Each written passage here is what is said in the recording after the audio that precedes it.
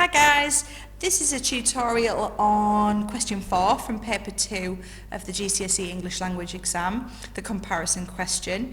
Now I had a bit of a recording disaster in that I'd happily gone through my tutorial for you all and realised it hadn't recorded. So that's why I've already got some writing here on the page. But anyway, maybe that'll make this tutorial even quicker and easier to get through, so maybe it's a good thing. So just to sort of remind ourselves of what this question is, it's the comparison question. So I would be advising for paper 2 that you've done question 1 and then question 3, both of which deal with just one text. And then you do question 2 followed by 4. Both of those questions require links and then comparisons. Other things that I would be drawing your attention to is that you may be able to recycle stuff that you've put into question 2 or 3. I'll certainly be able to develop it.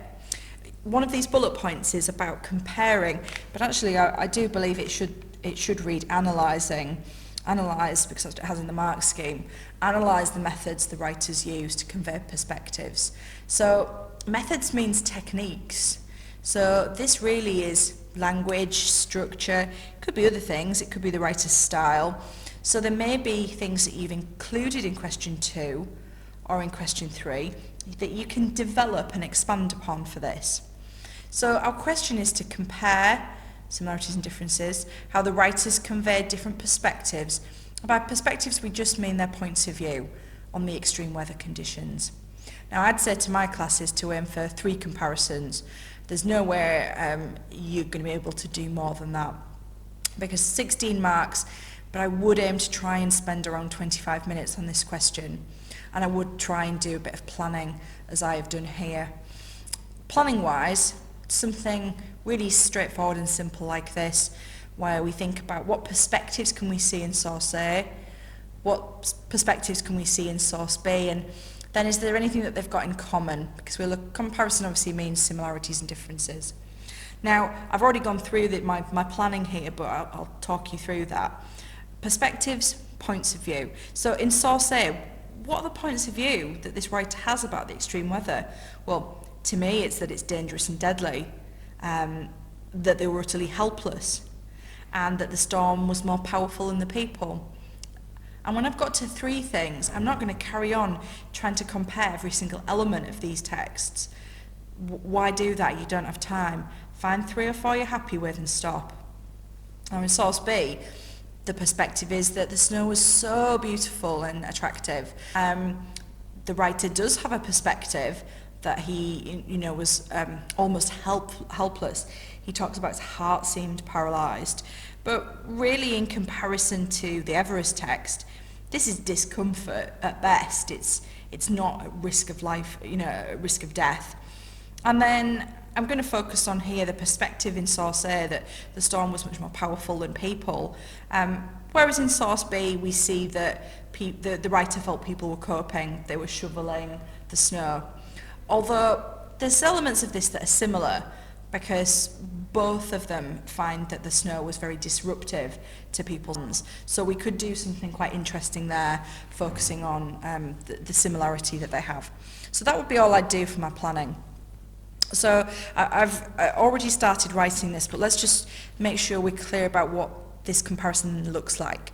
So in source A, the writer feels that the team of explorers were utterly helpless in the face of the extreme weather.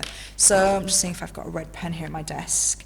So old school P, I've got my point here, and I've also got one of the writer's methods. Now in this case, that's language, isn't it, that I've used? But it could be something structural or something stylistically.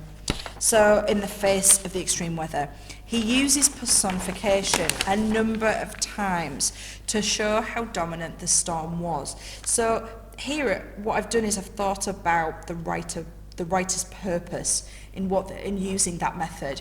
He states the mountain was in its grip, the storm's grip, and says the storm took control. As readers, we get the sense that the writer felt powerless and victimised by the extreme weather. In its grip might also be reflecting the fact that the writer felt trapped and unable to escape the storm.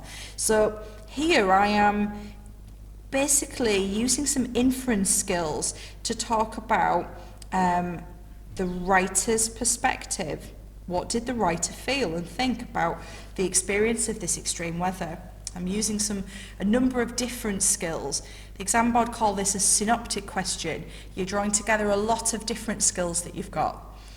Okay, so in source B, the writer also appears to feel powerless. So here's my first link and connection. Okay, for example, he states, I was almost helpless, which seems to suggest his sense of fear and vulnerability. Okay, so again, we've got here something the writer's done and what it suggests about his point of view. Although his perspective is that he was helpless, his list of complaints include the fact that his beard froze and the hyperbole of my heart seemed paralysed. A headache came on, which in comparison to fatalities on Everest, shows that this writer's perception of being helpless is not quite as dramatic or accurate as he may have believed. So I've got some more methods here, and these are the bits I've highlighted.